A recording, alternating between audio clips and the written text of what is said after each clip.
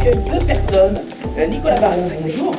Bonjour David. Bonjour, vous êtes directeur des opérations chez Air Liquide. Tout à fait. Vous allez nous partager votre expérience, votre histoire autour du digital.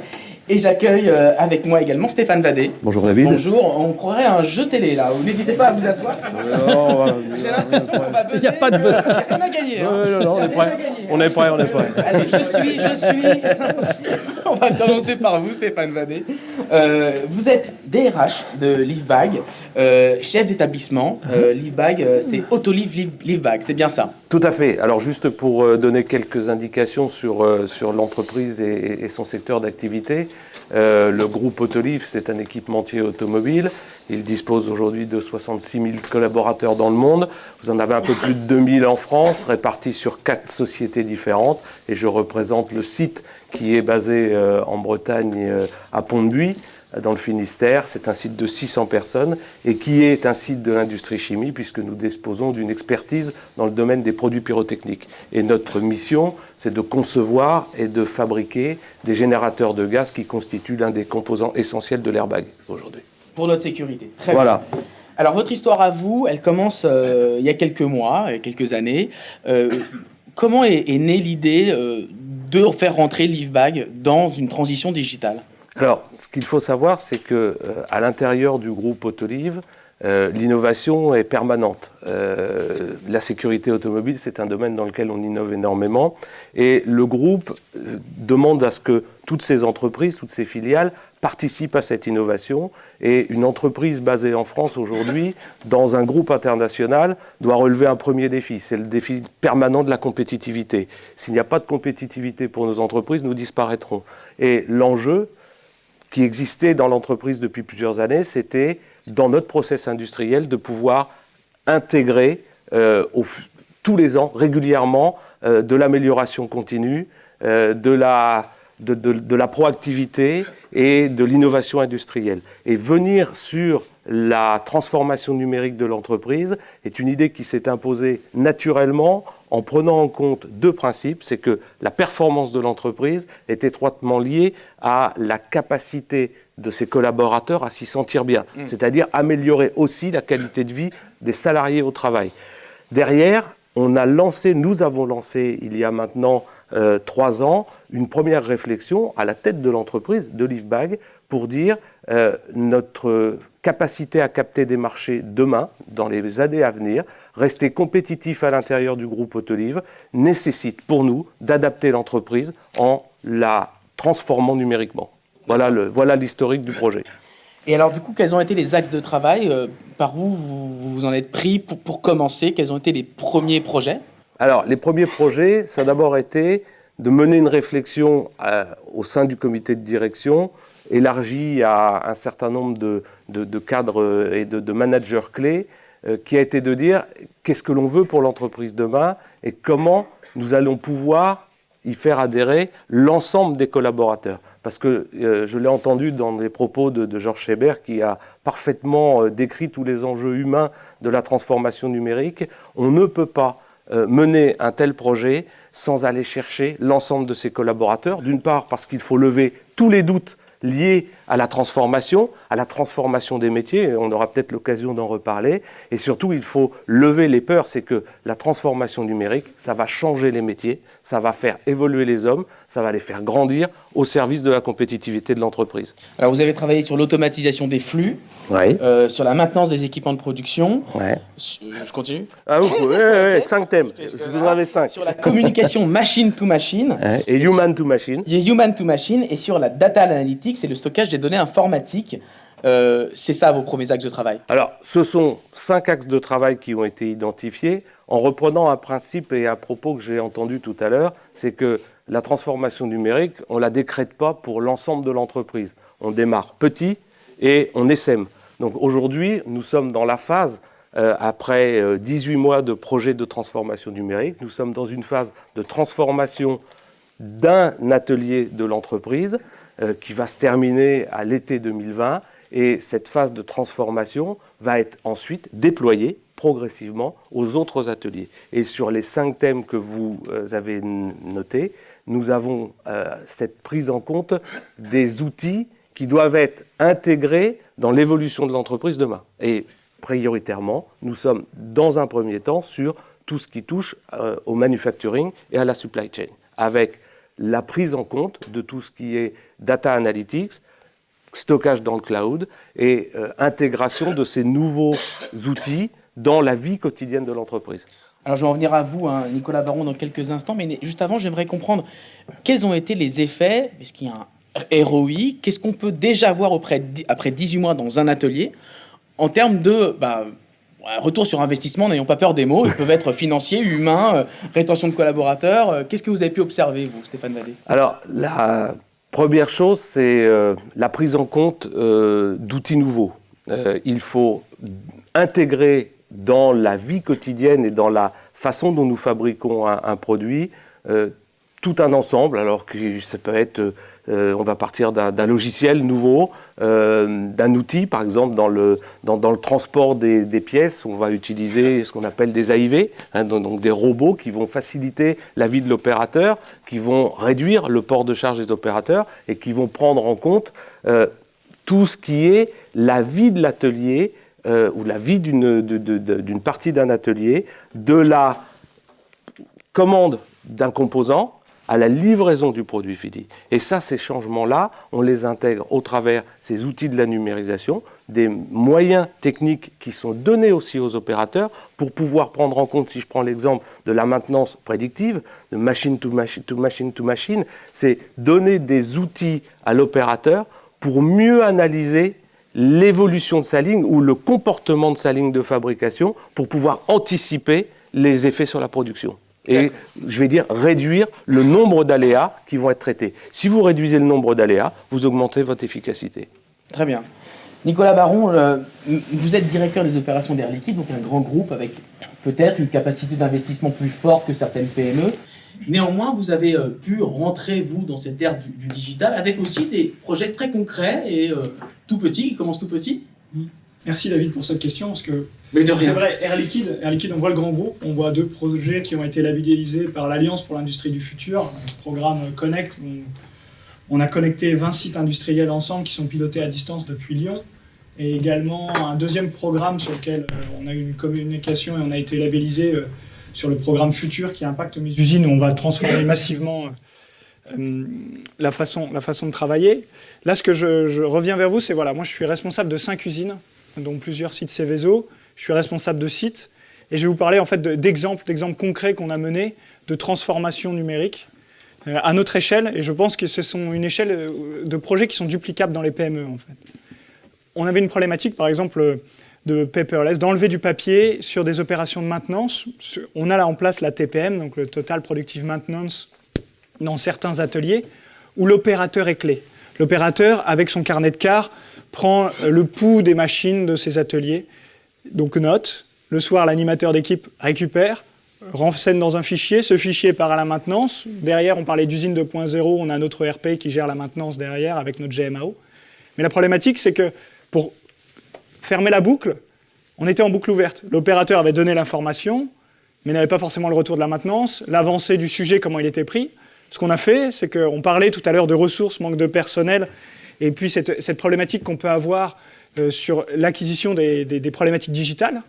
Moi, je suis de la génération Y, mais en fait, il y a la génération Z qui est au fond, qui apporte beaucoup. On a pris un stagiaire, on lui a donné un projet, on lui a dit voilà notre problématique. Cette problématique, elle répondait à un enjeu de direction, qui était de se dire comment, avec un POC, donc un Proof of Concept, on prend un exemple sur le terrain, ça permet d'embarquer les collaborateurs, on met un jeune avec quelque chose de motivant, avec lequel il sait parler il sait parler du digital puisqu'il le vit très bien, et on le met sur le sujet. Et le sujet, ça a été des sujets très simples. Il a pris sur étagère, on parlait des data matrix, il a utilisé le QR code, ça a enregistré en automatique une base de données. Cette base de données, on l'affiche sur un écran avec un petit ordinateur qui tourne, qui affiche en continu. La maintenance a également accès à ce tableau. On note les actions qui sont faites, et finalement, l'opérateur sur la ligne voit en temps réel la prise en compte de sa problématique. Ce qui fait que, vraiment, dans l'implication de l'opérateur, de se dire cette transformation digitale, cette tablette, cette expérience utilisateur que je l'ai, elle est vraiment différente. On parle d'expérience client, beaucoup, qui est le projet que je vous parlais, le projet futur pour lequel on transforme nos usines pour apporter le plus de valeur possible à nos clients. Mais ça va avec une symétrie des attentions qui est l'expérience collaborateur. Voilà. Et par cette digitalisation et par, on va dire, cet exemple, on arrive à embarquer nos collaborateurs. C'est un petit exemple, donc ça nous a coûté 2 tablettes, 3 écrans. L'implication d'un jeune ingénieur, d'un jeune futur ingénieur dans l'entreprise, et ça a créé une très bonne dynamique qui donne lieu à beaucoup d'idées. Ah tiens, j'avais pensé à ça, et qui crée dans l'entreprise, on va dire, une émulation particulière. Un terreau très fertile, exactement. Ouais. Et donc, faire confiance aux jeunes générations, mais peut-être faire confiance aux jeunes startups aussi, qui peuvent apporter des choses dans votre métier, comme vous avez pu le faire avec une application que vous avez co-développée avec une startup. Oui, alors là, c'est un autre exemple. Je vais vous citer 2 autres exemples. Un exemple RH et puis un exemple plutôt sur la sécurité. L'exemple RH, c'est, voilà, Georges le citait tout à l'heure, on a une problématique qui est autour de la formation de nos collaborateurs. Donc là, on a travaillé avec une start-up pour changer le mode d'apprentissage cognitif.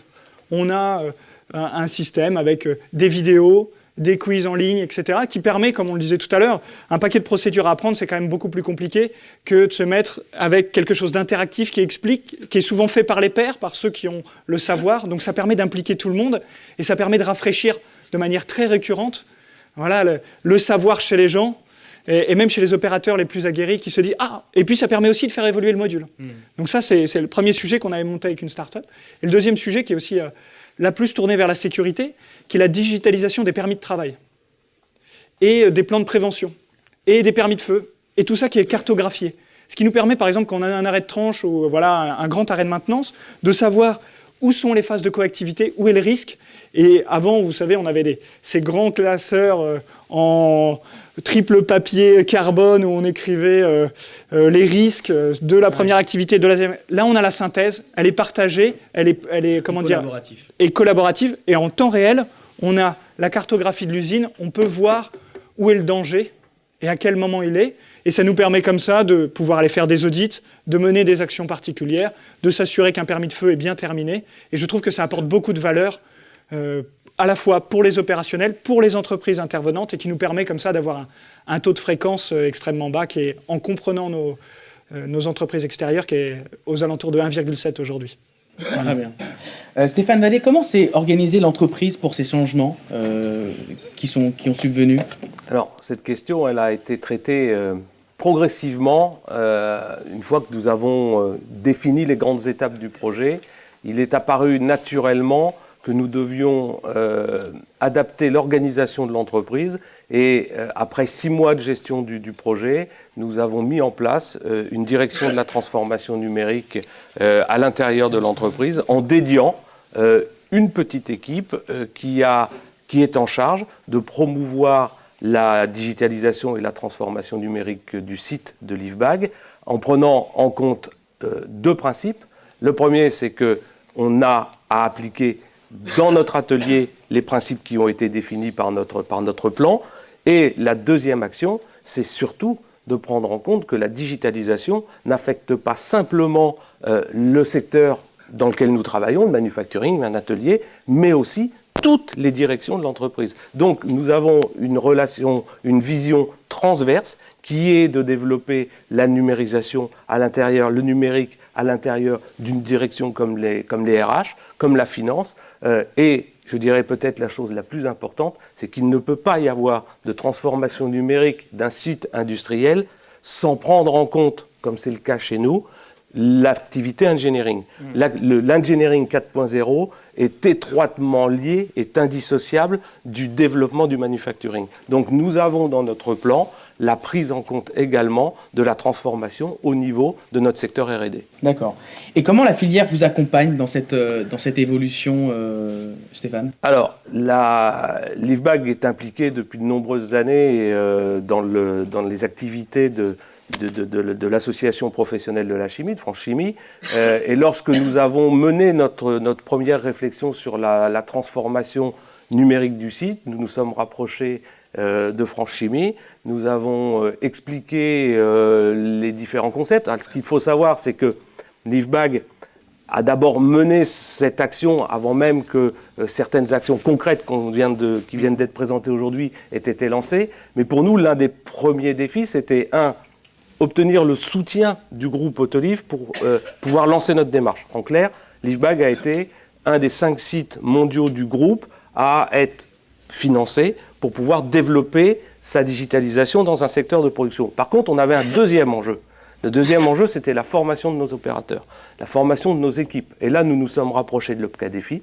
Nous avons monté un programme que nous sommes en cours d'achèvement qui a permis, entre 2016 et 2020, de former environ 240 opérateurs à l'acquisition d'un titre professionnel qui a pour but, ni plus ni moins, que de préparer leur évolution à cette transformation. Alors, on ne va pas dire que le titre professionnel qui va être, qui va être attribué, qui va être obtenu par nos opérateurs et nos techniciens, est directement lié, mais c'est une réelle porte d'entrée. Ça permet la mise en mouvement, finalement. C'est une réelle porte d'entrée à l'évolution future. Alors, aujourd'hui, nous terminons ce programme et je remercie véritablement la branche chimie, l'OPCA-Défi qui nous a accompagnés dans ce projet, parce que former et diplômer 240 opérateurs et techniciens, c'était un énorme programme. Donc un grand merci. Merci de l'avoir mentionné. Pour terminer, il nous reste très peu de temps. Est-ce que vous aviez des facteurs clés de succès? Comment on y arrive? Comment vous y êtes arrivé en quelques termes rapidement? Alors, en quelques termes, c'est une implication de la tête de l'entreprise en premier lieu, mais qui passe par une implication absolument nécessaire de tous les acteurs de l'entreprise. Et par cette implication, vous allez lever les doutes qui pèsent sur l'évolution de l'entreprise. En clair, lorsque vous dites au début de votre projet, c'est grâce à ce projet qu'on va peut-être avoir les marchés des 5 ou des 10 prochaines années, vous levez un certain nombre de doutes. Même si vous savez qu'il y aura des transformations, qu'il va y avoir des gens qui vont devoir s'adapter. Et vous dites, mais nous sommes là pour vous accompagner. Et là, je crois que c'est très important. Ce facteur de communication est énorme. Et je voudrais reprendre un propos qui a été dit par Georges Schébert. Lorsque vous lancez un projet comme ça, vous allez chercher des jeunes, vous allez chercher des individus et vous voyez apparaître des nouveaux leaders. Et ces nouveaux leaders, il faut leur donner leur chance très vite parce qu'ils sont pleins d'idées. Moi, j'appartiens à une génération qui va disparaître progressivement, mais ces jeunes, ils vont. Mais ces jeunes, ils vont porter les projets de demain, et ce sont véritablement les nouveaux leaders. Nicolas, quels sont les en complément de ce que disait Stéphane, moi je pense donc il y a bien sûr ce cadrage par rapport à la direction, mais derrière il y a cette notion de bottom-up. On part de la base, on remonte les sujets avec, on va utiliser un autre mot anglais, l'époque, les proof of concept. On fait du test. Et ce qui est important, c'est try fast but kill early. Donc on démarre rapidement, mais quand on voit que ça marche pas, on l'arrête rapidement aussi. Et c'est important de partir dans cette démarche-là. On a le droit à l'échec, il faut y aller, il faut donner sa chance, mais il faut aussi savoir arrêter le projet rapidement quand on voit qu'on ne prend pas la bonne direction. Ce qui nous permet comme ça de remettre les ressources et de les réallouer sur d'autres choses. Donc voilà. Merci à tous les deux pour votre intervention. Ainsi s'achève cette web série. Merci.